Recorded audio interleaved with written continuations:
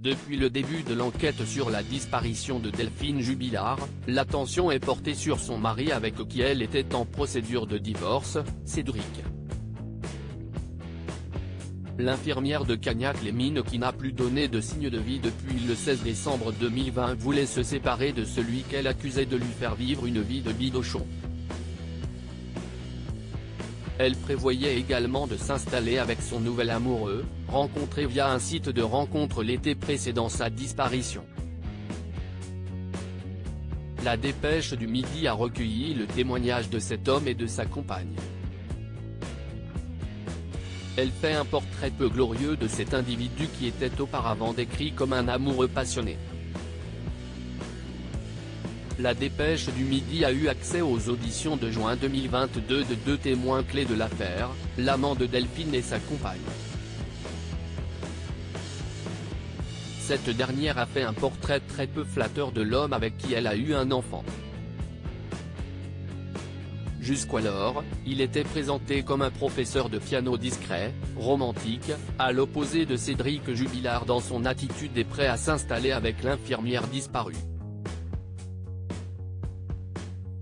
À présent, CIST une toute autre description de l'homme mais aussi de leur relation qui est faite. Elle affirme ne pas avoir été au courant que la relation de Delphine et l'amant de Montauban était aussi entamée. Je ne savais pas qu'il avait un projet d'une séparation avec moi. Je n'arrive pas mesurer ce qu'il se passait entre eux. CIST quand Delphine a disparu que j'ai compris.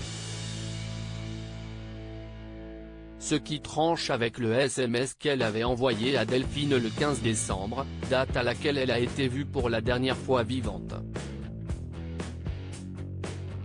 Dans son message, elle avait demandé à sa rivale d'attendre la fin des fêtes de Noël pour entamer officiellement sa nouvelle vie avec son compagnon.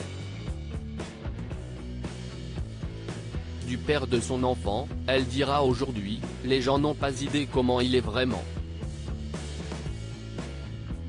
Si je grossissais, il pouvait me quitter, si je ne tenais pas bien la maison, il n'aurait pas voulu d'enfant avec moi. » D'après ses propos, il cumulerait les conquêtes, il a du mal à se stabiliser, et il veut toujours mieux, toujours plus. Il a des quantités de meufs. Vous allez trouver qu'il est super sympa mais CIST un pervers narcissique. Il rabaisse les autres.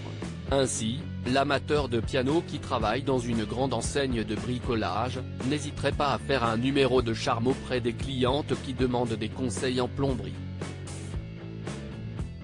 Quid de la soirée durant laquelle Delphine a disparu, celle du 15 au 16 décembre 2020 ? La compagne trompée affirme qu'elle s'est bien passée et que le couple se serait couché vers 22h30.